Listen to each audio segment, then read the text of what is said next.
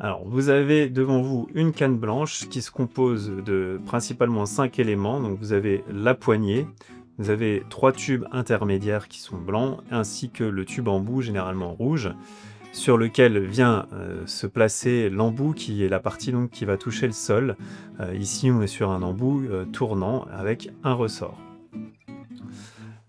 Donc, cette canne, pour la replier, il vous suffit de la prendre de part et d'autre de chaque tube et de tirer pour sortir la jonction, et ensuite de venir petit à petit rapporter les éléments les uns contre les autres. Ensuite, sur la poignée, vous avez une dragonne avec un petit coulisseau.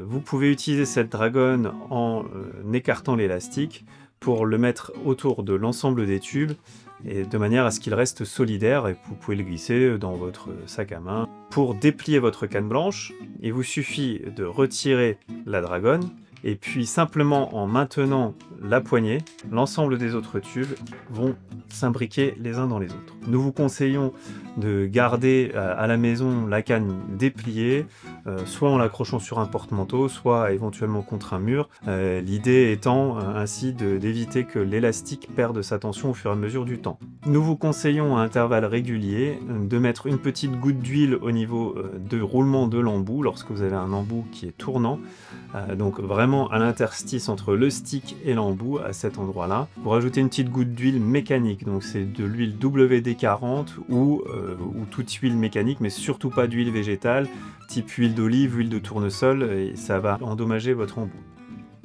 Également, un conseil que l'on vous donne, c'est lorsque vous sortez et qu'il a plu, c'est de prendre un chiffon pour essayer d'enlever au maximum l'eau qui aurait pu rester sur votre canne blanche, et en particulier au niveau des jonctions.